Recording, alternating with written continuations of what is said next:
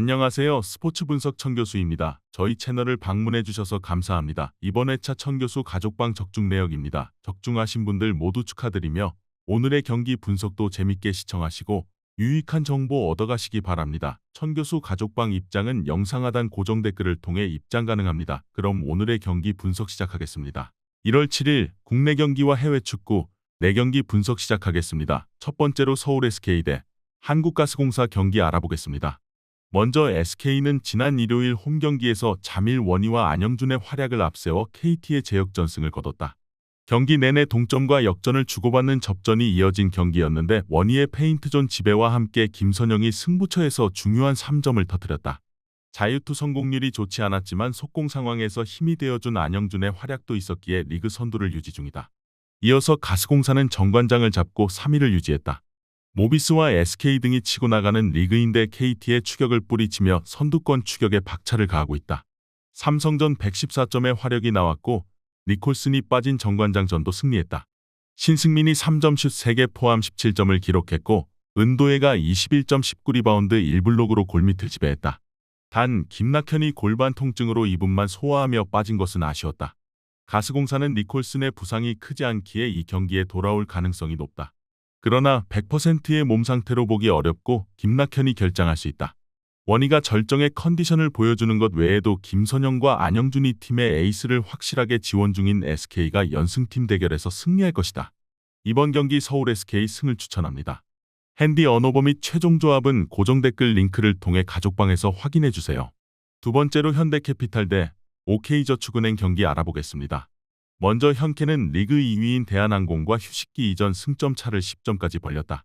3라운드 맞대결 경기에서 힘 간의 격차를 확실하게 보여주며 셧아웃 승리를 거둔 것이 결정적이었다.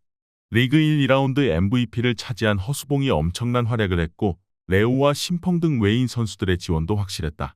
심펑이 흔들리는 상황의 게임 체인저 역할을 한 베테랑 전광인의 존재감도 대단했다. 블로킹과 서브, 공격 성공률에서 모두 리그 선두를 질주 중인 팀이기도 하다. 이어서 OK는 18경기에서 승점 15점에 그치며 최하위로 추락했다. 지난 시즌 레오와 함께 좋은 성적을 내며 플레이오프에 진출했었는데 이번 시즌은 외인의 부진 속에 플레이오프 권과 격차가 벌어졌다. 리그 팀 중 유일하게 공격 성공률이 40%대를 기록 중이고 서브 득점도 세트당 리그 최하위다. 크리스가 역할을 못해주는 점도 아쉽다. OK는 차지환과 신호진 등 경쟁력 있는 국내 공격수들이 있다. 그러나 대각에서 해줘야 할 크리스가 부진하기에 국내 선수들의 부담이 크다. 레오와 허수봉이 전위와 후위를 가리지 않고 상대 수비 코트를 폭격 중이고 최민호가 중앙에서 블로킹으로 OK 공격 시도를 저지할 현캐가 연승을 이어갈 것이다. 이번 경기 현대캐피탈 승을 추천합니다. 핸디 언어버 및 최종 조합은 고정 댓글 링크를 통해 가족방에서 확인해주세요.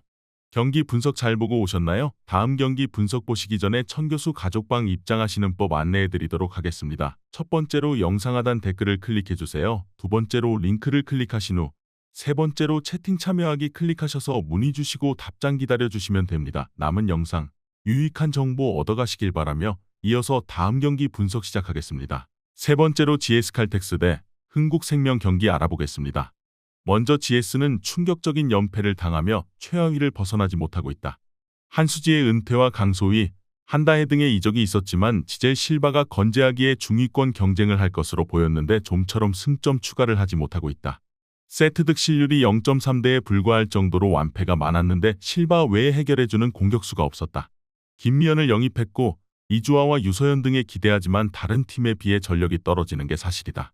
이어서 흥국생명은 휴식기 전 마지막 경기에서 GS를 완파하고 현대건설과 승점 차를 2점으로 유지했다. 개막 전승 행진이 끝나고 3연패를 당하며 현대건설의 추격을 허용했는데 가까스로 1위 자리를 지켜냈다. 그리고 휴식기 동안 부상당한 투트쿠의 공백을 메울 아포짓 자원 마테이코를 영입해 선두 수성을 노린다. 198cm의 장신 아포짓으로 높이에 강점이 있다는 평이다. 직접 맞대결에서는 투트쿠가 없는 상황에서도 상대를 압도했는데 이 경기에는 마테이코가 출전해 김연경, 피치 등과 함께 높은 블로킹 라인을 구축할 수 있다. 실바 몰빵 빈도가 높은 GS기에 오픈 공격 시도가 많을 텐데 흥국생명이 높이로 상대의 공격 시도를 저지하며 리드를 벌릴 것이다. 이번 경기 흥국생명 승을 추천합니다. 핸디 언어버 및 최종 조합은 고정 댓글 링크를 통해 가족방에서 확인해주세요. 마지막으로 아스날 대 뉴캐슬 경기 알아보겠습니다. 먼저 아스날은 8강에서 팰리스를 잡고 4강에 올라왔다. 이번 시즌 프리미어리그를 비롯해 챔스와 리그컵, FA컵 4개의 대회에서 우승에 도전 중인데 모두 좋은 성적을 내며 순항 중이다. 지난 주말 리그 원정에서는 브라이튼 상대로 무승부를 기록하긴 했지만 최근 13경기에서 9승 3무의 무패를 기록 중이다. 부카요 사카가 부상으로 결장 중인 점은 아쉽지만 제수스가 전성기 이상의 퍼포먼스를 보여주는 데다 강력한 중원의 경기력도 대단하다. 이어서 뉴캐슬은 8강에서 난적 브렌트포드의 3골을 뽑아내며 승리했다. 리그에서도 중위권에 처진 적이 있었는데 최근 연승을 기록하며 5위까지 치고 올라왔다. 특히 에스턴 빌라를 시작으로 맨유와 토트넘을 연달아 상대하는 최악의 스케줄에 모두 멀티골 사냥에 성공하며 전승한 것이 컸다. 이 경기는 홈앤어웨이 일정의 어웨이기에 패하지 않는데 집중하며 토날리와 조엘링턴 등 중앙 미드필더들의 라인을 내린 수비적 운영을 할 것이다. 아스날은 브라이튼 원정에서 무승부를 기록하긴 했지만 웨데고르와 마티넬리 등을 교체로 기용하는 로테이션을 가동하며 이 경기를 충분히 대비했고 라이스와 메리노의 중원 존재감이 워낙 대단하다. 뉴캐슬이 수비 위주로 경기에 임하며 이삭의 역습으로 승부를 보려 하겠지만 원하는 결과를 얻긴 어렵다. 홈앤어웨이로 펼쳐지는 리그컵 준결승 1차전에서 아스날이 승리할 것이다. 이번 경기 아스날 승을 추천합니다. 핸디 언어버 및 최종 조합은 고정 댓글 링크를 통해 가족방에서 확인해주세요.